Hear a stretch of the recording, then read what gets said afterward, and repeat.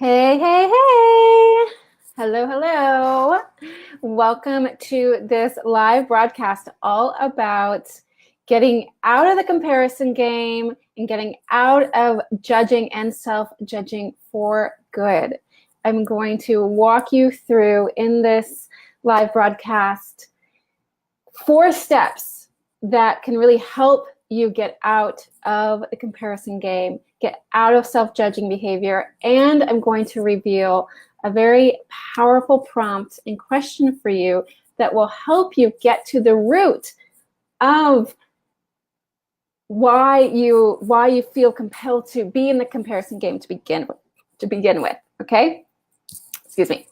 So let's see if we have anyone coming on. Not yet. We're going to wait for some people to jump on as we are getting all settled here. Okay, so the other thing that I'm going to cover before we dive into those 4 steps is the reason why it's so important that we talk about this, and the way that the comparison game and self-judging behavior really tends to sabotage us and hurt us, and actually hurt us in more ways than we may think.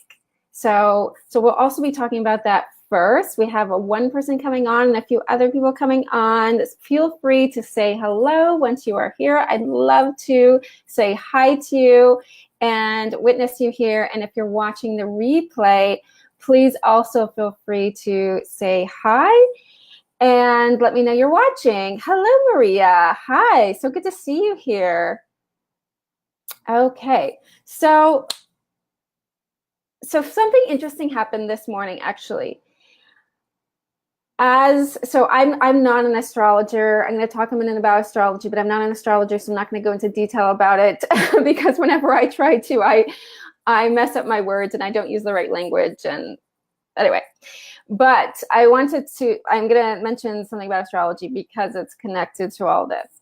So at the end of January, we had this supermoon, full moon eclipse, right?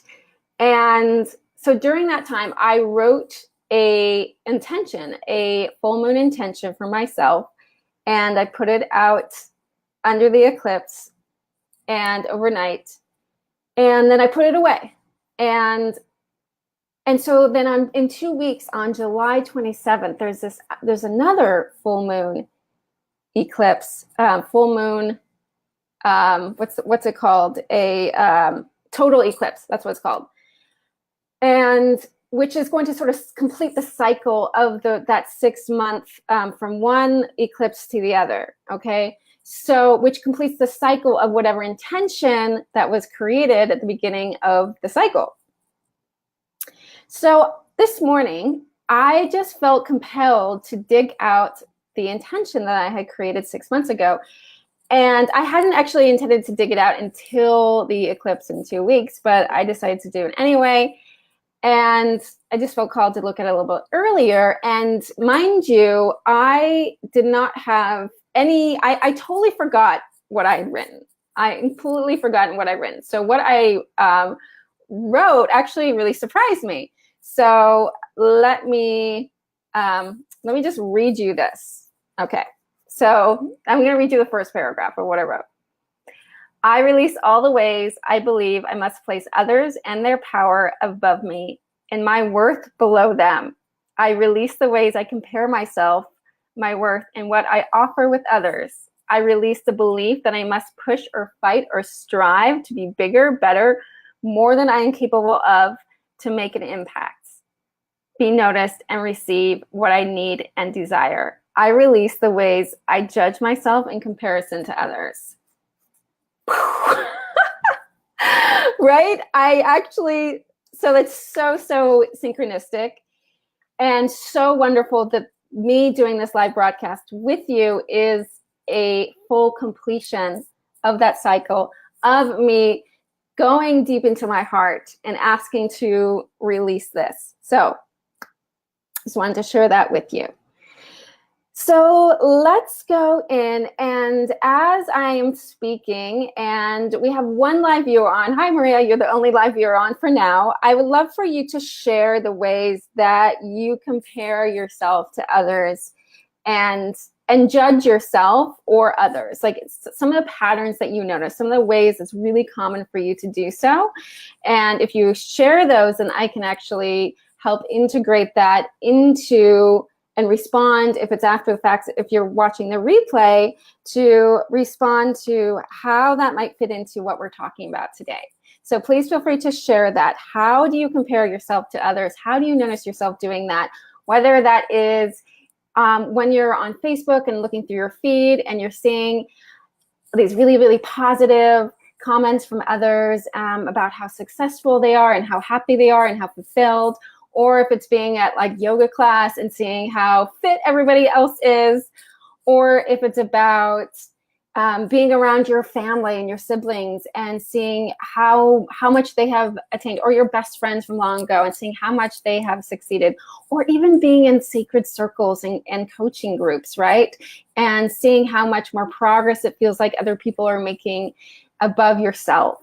And then there's also ways that we judge others, right? And so ways that you might feel really prickly for others when they might say something or express something or do something. And when this happens, you know, it's really kind of a reflection of the ways that the deeper shadow ways that we're judging ourselves that might not be in consciousness. Hello, Natalie. So good to see you. So I am inviting you to share any ways that you compare yourself to others and judge yourself. So any patterns that you notice and that you are struggling with, please feel free to mention them in the comments. All right, so why is it so important that we're talking about this? What are the sort of like deeper ramifications for being stuck in, like, I like to call it the comparison game, because it does feel like it is a game, because it's a game that we can't get out of, that we know is not good for us, that is unhealthy, but sometimes it's really hard to get out of it. So this is why it's really important to talk about it, because excuse me, because when we compare ourselves to others, it takes away our power. In essence, when we compare ourselves, we are giving that other person our power when we need that power for ourselves. Okay, so huge way of simply just giving away our power. When we do this, we really underestimate and we really lose a lot of our own agency and our own authority and our own sovereignty, right? So we give away our power. The second, I forgot I need to use these. There we go. Takes away your power. Okay.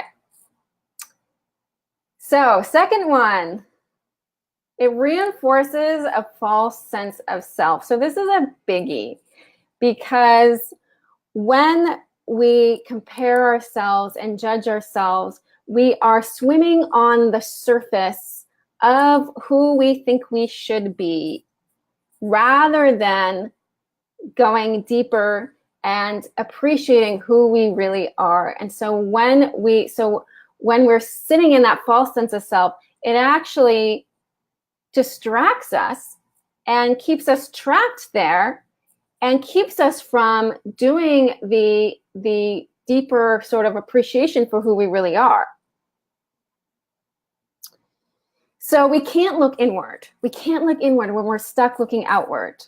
And this is a huge distraction and a huge trap for us. Maria says, at work, I have to be the best. Oh, okay, interesting, Maria. And if you're not the best, then what? Right? Then what?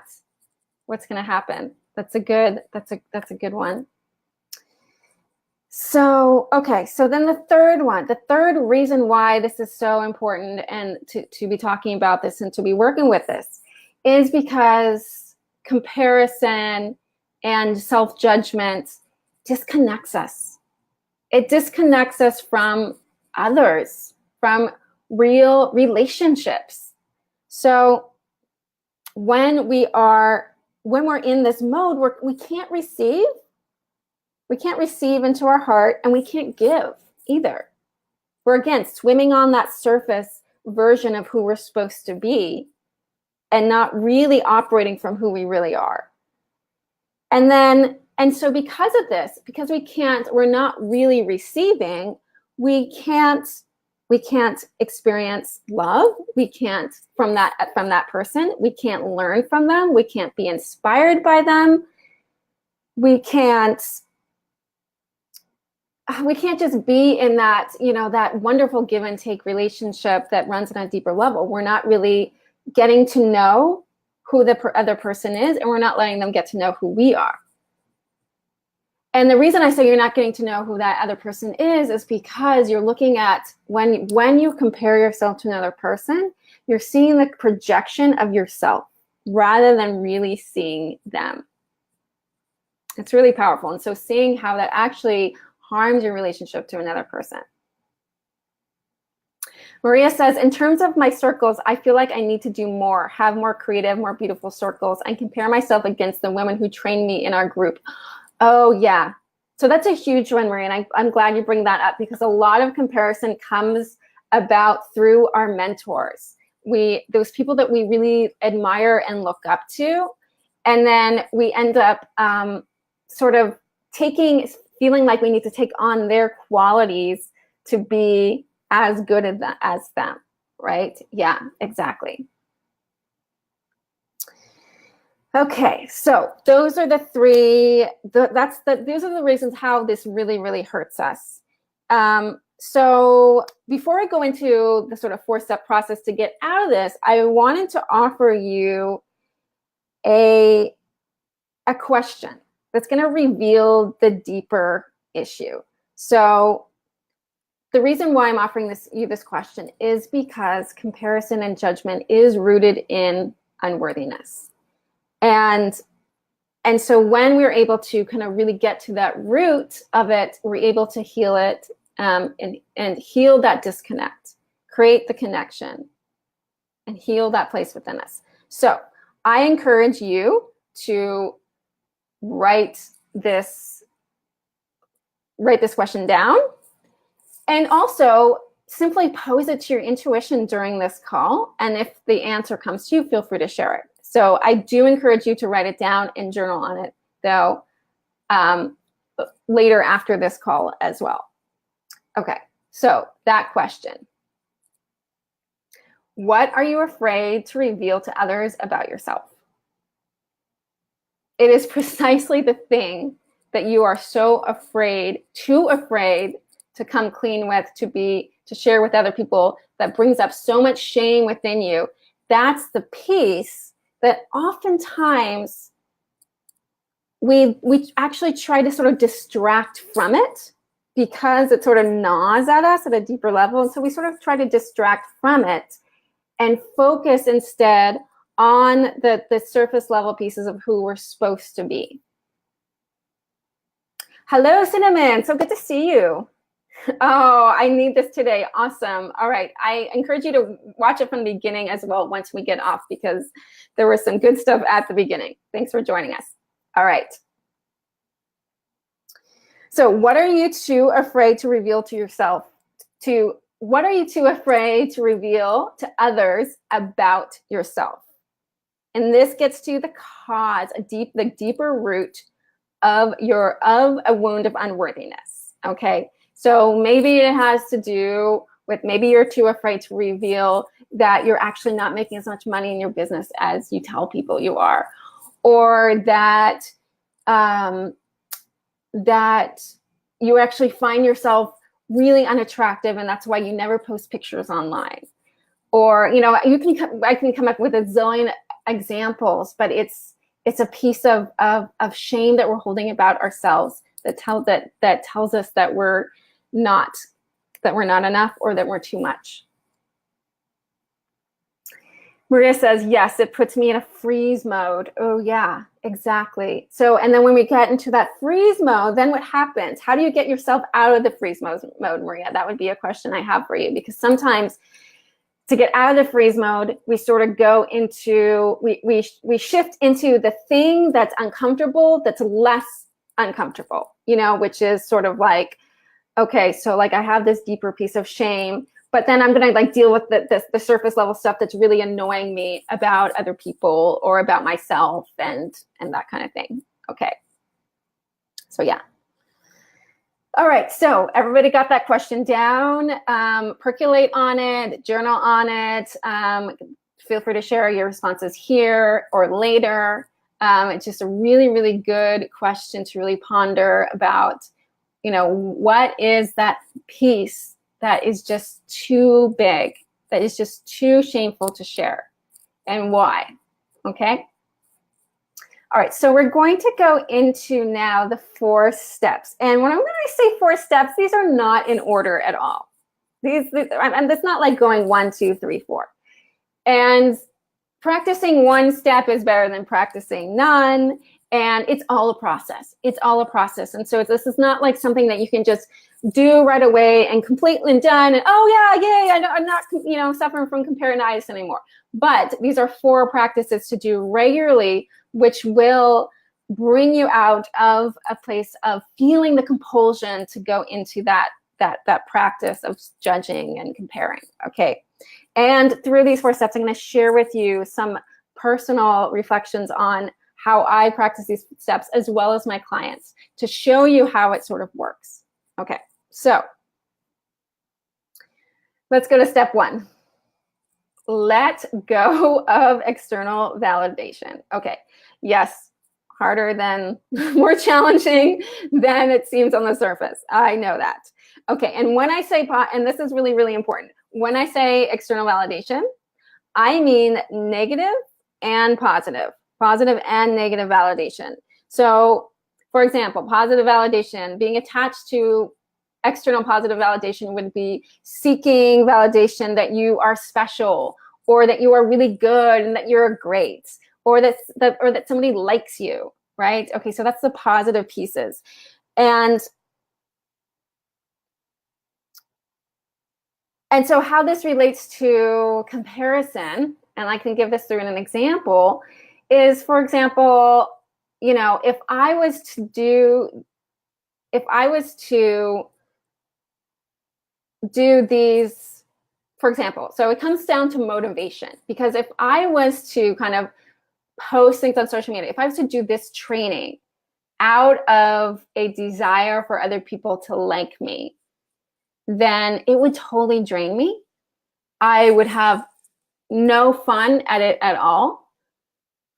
And everybody watching this during the live and afterwards would see right through it, right? It would come across as so disgenuine. But the piece that's really important is that piece of motivation, because, and my experience of doing it, because if I'm doing this broadcast, honestly for me. I mean, it's great that you're all here, but I do these things for me because I feel fulfilled through doing that. So if I was to be doing it, though, to get likes and comments and to gain popularity and to make sure that people, that I'm doing a good job, you know, to fulfill some kind of external measure of my worth, then it would completely, utterly tap me out. But when I do the opposite, I am actually gaining a sense of like fulfillment, and there's no need for, so then the need for validation falls away. And then the shadow side, so the shadow side of that seeking external validation, positive validation, is the seeking validation that you suck.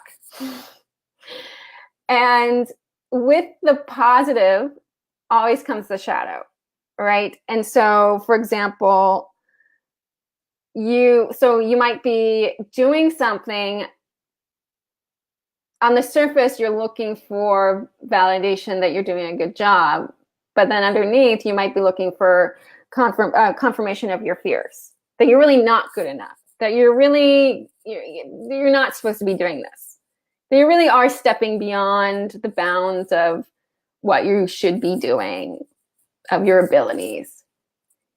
And the reason why that is a motivation, okay, a shadow motivation, is because it gives your ego an excuse to stay small and to hide and to not come out, right? So having awareness of that, right? And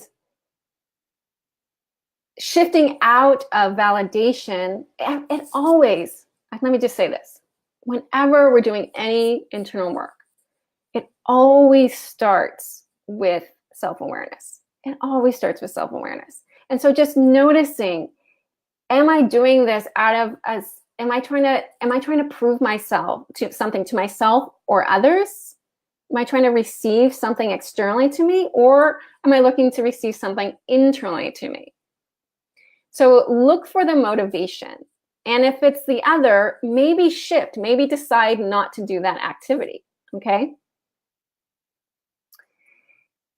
All right. Oh, we have someone else, Michelle. Hello, Michelle. Okay, Natalie says, I have imposter syndrome a lot. Whoop, yep, so common. I do too, by the way. I try to have more information than possible to really give. Then I get discouraged and just don't do it. Oh, yeah. So that is that, it's like I'm never enough, right? That perfectionism, that's, and we're gonna actually, Natalie, I'm gonna hold on to that comment because we're gonna get deeper into that in one of the next steps. So I'm gonna come back to that comment because that's really powerful. And Maria says, wow, great question. Good, I'm glad that's resonating with you, Maria. And Vanya is on, hello, Vanya. Internal work starts with I. It so does. It so does. It always starts with self-awareness. And I went over this if you haven't watched the video I did on about worthiness, and what's the video called? All About Worthiness, or I can't remember now.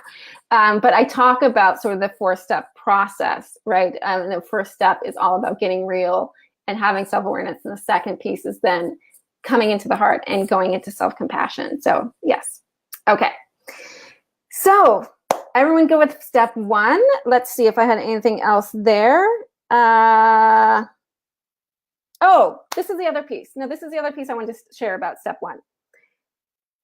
So when we're starting to do this, and when we're letting go of external validation, we still need some validation, okay? The ego needs some validation, and that's okay. But remember that we can give ourselves a validation.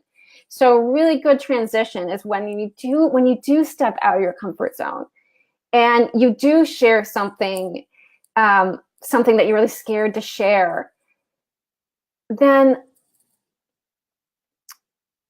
just give yourself a pat on the back, give yourself a little thank you. Yeah, that was really brave, because the voices might come in saying, oh no, oh, everyone else did it so much better than I did. And oh, I didn't have enough information, or, oh my gosh, I was too much. It was too big. I was too noisy. Whatever those voices are saying, just go and say, you know what? It's okay. You're all right. I know you think that way, but you know what? Honestly, you did a really good job.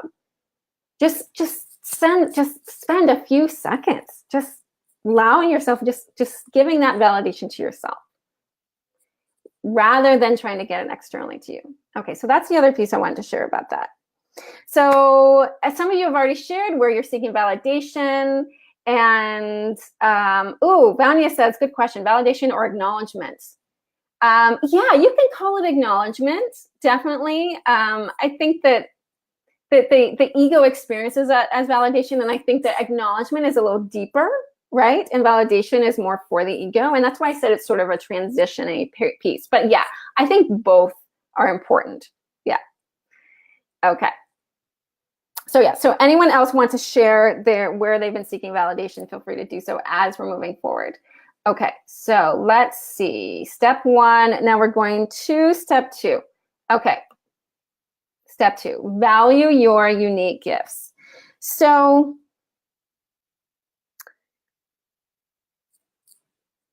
a question that comes up around valuing your unique gifts and valuing your own creativity and your own wisdom, and this is all really connected to noticing how and valuing how the things that you think are your imperfections and the things that make you really weird and different, those are actually your gifts. And it takes a little bit of time to shift into that, but having that be the intention. And so a lot of people say, well, where do I even start? I don't know what my gifts are. I don't know how I'm not creative, or, you know, I don't know how I serve. So the way I always answer that is just spend time with yourself. Like, just spend time actually exploring it, because nobody magically knows their spiritual gifts and their uniqueness and their, you know, creative wisdom. Like, nobody actually just automatically knows that. It takes some while exploring. So spend time with yourself, having fun with that. And then also, while you're spending time, you know, kind of within yourself, like with yourself, like fun time with yourself. Be self-observant while you're doing that. That's always a really important piece. Be self-observant of yourself while you're doing this, rather than focusing on, so for example, oh, you know, you might want to explore yoga teacher training. So rather, I don't know why I keep using the example of yoga. It just keeps popping the surface in my mind. But rather than, you know, focusing on the other people and what they're doing, just be really self-observant. Like, are you enjoying this process? Are you good at it? Like, is it filling you in a way where you don't give a shit what other people are thinking about you? So yeah, just spending time exploring yourself rather than any people external to you. And then while you are doing that, catching the moment where you're comparing. Okay, so because this is the thing, the places where you tend to compare yourself with others are the places that you actually need to spend time with within yourself or for yourself. Those are the places that are looking, your heart wants you to value and are ready for you to value. So it's sort of like the process that sort of happens is like, this is the way I see it, is that your heart, your soul, whatever you like to call it, brings your attention to something where it feels it's sort of hurting. And then your ego reacts to it by going into comparison mode because it doesn't know anything different. And so shifting out of that and then realizing, oh, this is something my heart wants to notice. This is something my heart wants to notice, so that I can begin relating to it in a different way. So I can begin spending time with this piece. So for example, I'm going to try to use a different example. So if, for example, if it's around money, okay, something that people struggle with a lot. So if if it's a piece that like, oh, okay, I'm these people, all these, you know, my colleagues or my mentors, all making more money than me, and I'm not there yet. So maybe it's your relationship with money within yourself that you need to heal your sense of self-worth around. Okay. And then the final piece that I talked about at the very beginning, which was just really about recreating a relationship with those pieces of yourself that you feel like are imperfect and wrong. And I know this takes some time, and it really takes a radical 360 shift, but those pieces, I guarantee you, and if you look at the people that inspire you, right? It's those pieces that make them really like daring and stand out. It's often why you find them really inspiring. And so those are the pieces that within yourself, if you look at those pieces, those things that you think are weird and different and wrong, those are the pieces that are actually hiding your most wonderful gifts. Okay. So what are some of your own unique gifts that you would really like to, or imperfections or ways that you're different that you are ready to shine the spotlight on within yourself, to spend time with? Feel free to share that in the comments. All right. Okay, so we're going to the third one. And this is something that I wanted to, there was a comment by Natalie. Yeah, so I'm going to come back to you on this one, Natalie. So valuing your presence. So, and this is a piece that is very close to my heart. And I have been in very like deep kind of process with myself. So the issue is that when we keep all our focus on what we are doing and how we're behaving and what we're offering and what we are giving, it goes to a place where it taps into that wound of not being enough or being too much, not being enough or being too much. And I know that those are what quite often sort of, we often carry both of them. Those of us who have wounds of unworthiness often have both of them, or we might have one or the other. And when we are in the comparison game, in comparisonitis, it keeps us stuck in that place of feeling like we are either not enough or that we are too much. So this is why this step is so important to really getting out of it, because we're letting go of any need to give or be or do anything.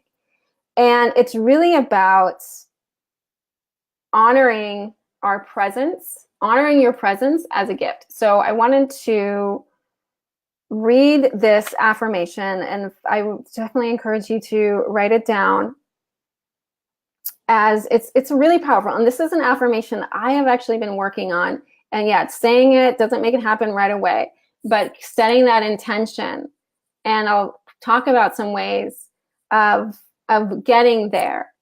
So there is nothing I need to give or prove to be worthy. My presence is a gift. I'm going to repeat that. There is nothing I need to give or prove to be worthy. My presence is a gift. And since this is so big, I just want you to just take a moment and breathe into that statement. And feel how true it feels. Feel into how true it is within yourself right now. Feel into whether you can say, yeah, yes, I totally believe that. Or if there's some sticky places within you, you're like, no, but I feel like I'm not enough. I feel like I'm too much.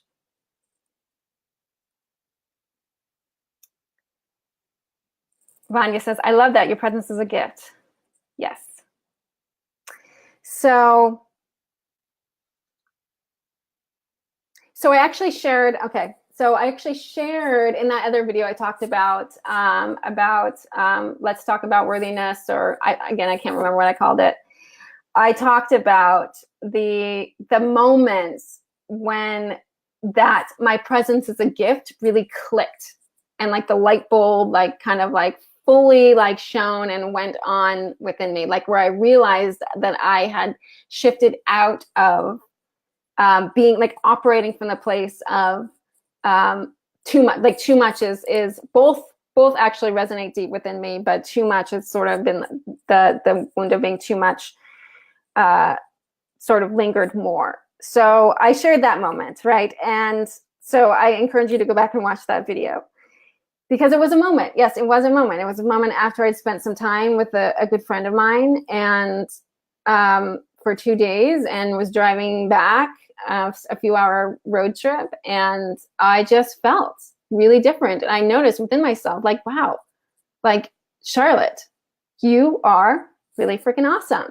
And it didn't come from an ego place. It came from actually my heart. And we're going to talk about a little bit of that difference. So I'm spending some time on this because this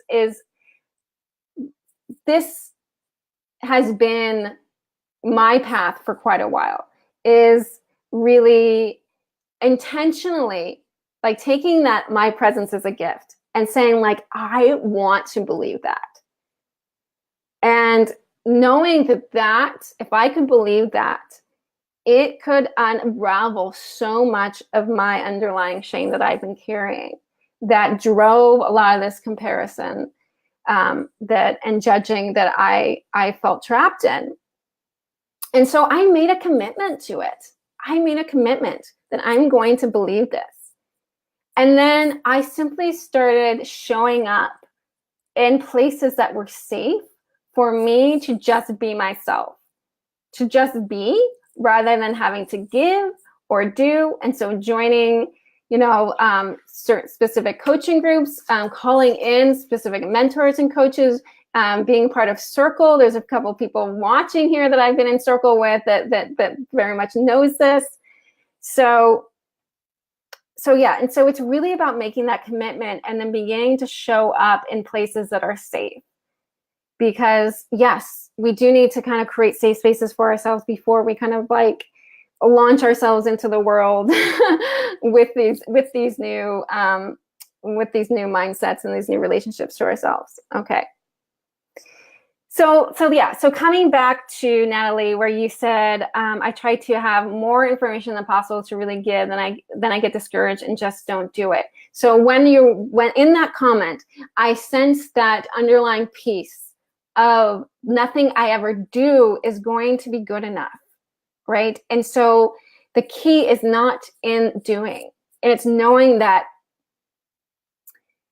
whatever you present, whatever you give, whatever you offer, it's you are the greatest value in it. It's not what you're actually doing or giving, right? And so knowing that your presence is more than enough and everything else is just extra. Everything else is just extra. So, yes. Okay, so valuing your presence, getting out of the mode of having to do, to give, to prove something, okay? All right, moving to the final step. And this is a huge one. Open yourself to receiving from others. Opening yourself to receive from others. And when I say to receive, I mean actually shifting out of receiving from your ego, I'll point to my head, and into receiving from your heart. And so, for example, receiving. When I talk about receiving, this could be receiving gifts. This could be receiving compliments. This could be receiving reflections. This could be receiving someone's love. This could be receiving someone's advice. Okay?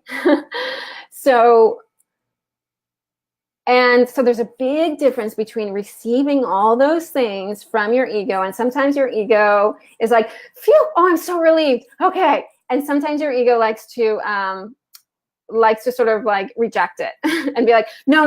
Oh, that's not true. Oh, and that makes me uncomfortable, right? And so often we kind of go to one or the other, where we sort of receive it as a validation or we reject it entirely.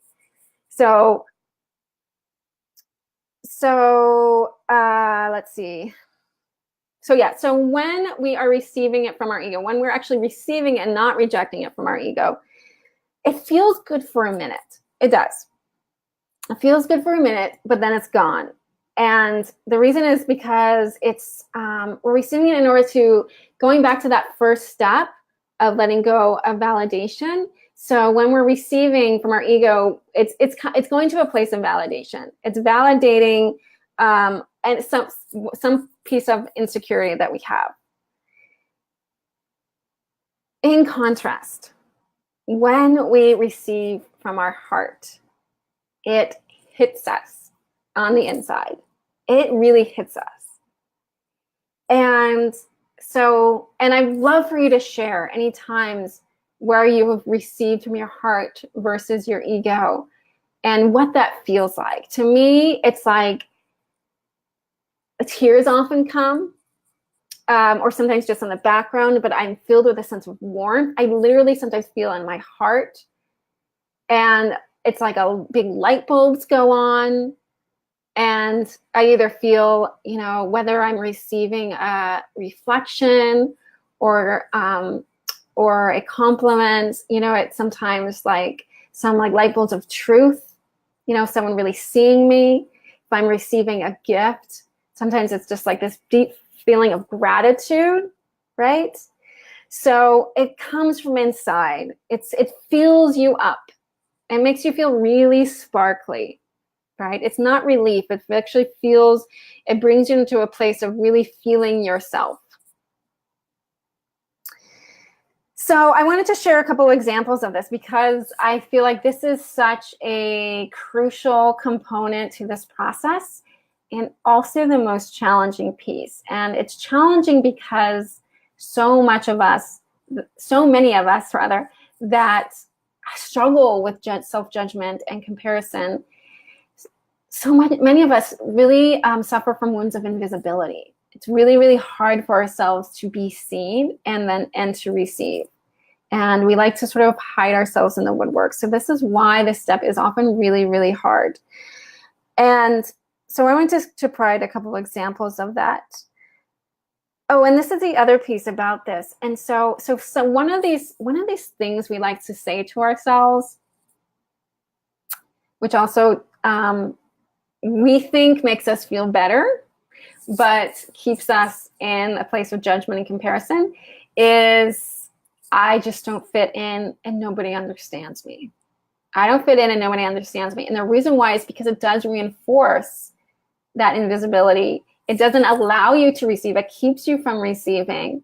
Because if you're just separate, if you're a lone wolf and not part of anything, then you're not going to be able to receive, right? So I'm wondering if any of you ever tell yourself that. I used to tell myself that all the time.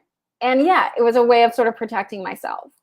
But it can really, really keep us from receiving and then allow us to resort to comparison.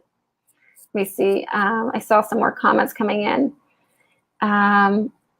Thank you. That's helpful. I catch in my breath when I receive from my heart. Ah, oh, that's beautiful, Vanya.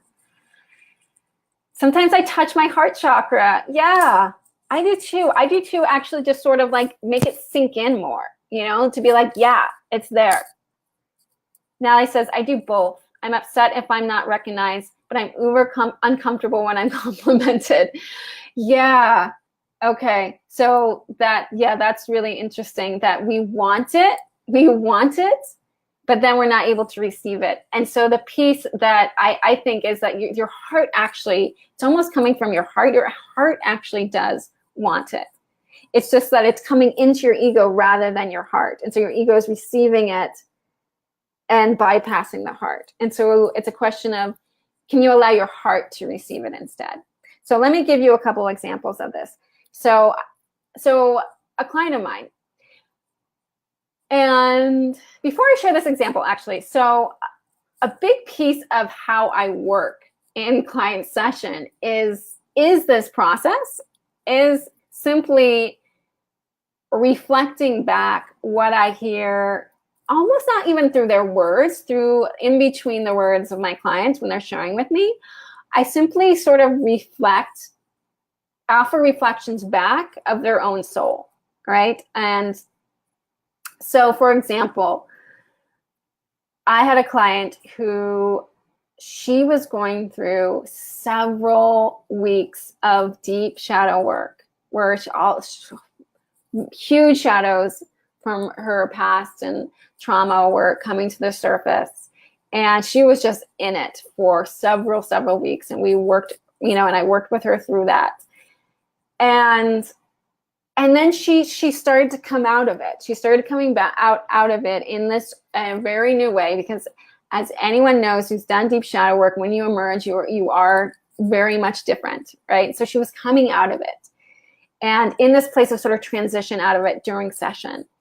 And at one point, she started sharing with me these deep thoughts that she had around the transition from life into death, and going from life into the afterlife, and what that is and what it looks like and what is happening. And she started revealing this whole theory about how life and death are the same thing. And I was just listening in awe, right? And at the end, I said to her, so-and-so, I'm not going to say her name in case she doesn't want me to share this. She said, or in case she doesn't want her name shared, rather, sorry. She said, so at the end, I said, so-and-so, I don't know if you heard any of what you just said. I want you to go back and listen to it, because you were just channeling and you were just expressing your core truth. And you just tapped into your spiritual gift and your purpose on this earth. And I reflected back some of the things that she actually said to me while she was like in this place of really like going deep into thought, right? In this deeply intuitive space. And I reflected those things back to her of like, you know, blah, blah, blah, blah. Like this is like your core gift and your purpose and how you're meant to serve. And as I said that, it was like her eyes just lit up and like tears just fell. And she was just like, it's like she was beyond words, because she was just nodding. She was like, oh my God, you are totally right. And so I say this because this is the value of coming into safe spaces, intimate relationships, where we can simply just express without thinking about what we're talking about, and have someone else reflect it back to us. And in that reflection, we can see it so much differently, and we can receive it, and we can actually turn it on within ourselves. So we get to know ourselves by receiving through others. So I experienced this as well. I experienced a very, very similar thing. So I was in a call with my own coach, and I don't remember what I was sharing. I was sharing something deep. I mean, this is the thing. Yeah, I don't remember what I was sharing. But because often when we are in safe spaces, we just share from our heart, and it's not in our mind. And so we don't actually, we're not actually like thinking about what we're saying. So I was sharing something, and it was emotional and heartfelt. And she, you know, it was on like a Zoom call, and she looked at me and very deeply, and she said, Charlotte, you know what your gift is?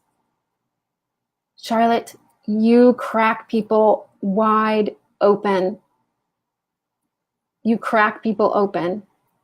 And she's just, you know, looking at me, and she said that, and it was that same light bulb moment. And I didn't really know how to kind of, it felt so sort of transformative that I didn't really know how to fully integrate in that moment. I was like, oh, huh, oh, wow. Oh my gosh, that is my gift. Oh, that is what I do.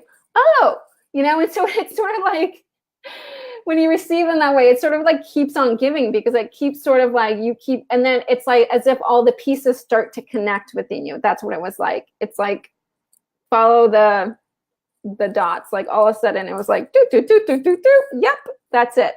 So create safe spaces for yourself as you are going to spaces where you can be yourself and notice your own presence and start valuing your own presence. Then you also start to really begin to receive. If you build those relationships with people you trust that can reflect you back to you and give you gifts of generosity, give you gifts of helping you see yourself, give you gifts of heartfelt advice, right? Okay, so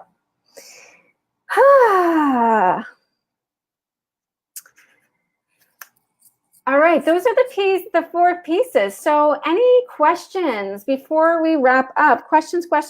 Let me have them. I'm going to go through a little summary. Okay, so remember our power prompt. What are you too afraid to reveal to others about yourself? Sit with this question. Journal on it. Allow yourself to sort of sit in that hard place with it, because that's the place that we need to go to, those challenging, harder places within ourselves in order to do the deeper work, in order to make the big shifts on the outside that we are looking for. All right. And then those 4 steps in no particular order. Let go of validation, both positive and negative, both feeling special, feeling good, feeling like liked, and feeling stupid, feeling messing up, feeling crappy, right? Okay. So let go of validation, number 1. Number 2, value your unique gifts. And if you don't know your unique gifts, spend time getting to know them and begin to just notice yourself and just literally spend time with yourself, shifting focus away from other people and shifting focus to you. Number 3, value your presence. Value your presence. Let go of feeling like you need, let go of having to do or be or give something of yourself, and sit with that affirmation that my presence is a gift. Sit with that, set an intention for yourself to really own that and take it in and make it true. It's not going to happen overnight, but it will eventually happen when you seek out those safe spaces to explore it. Number 4, open to receive from others, and open to receive not from your ego, but from your heart. All right. The more you practice these steps, the less you pull pulled into that need, into that compulsion of comparison, into that compulsion of judgment. And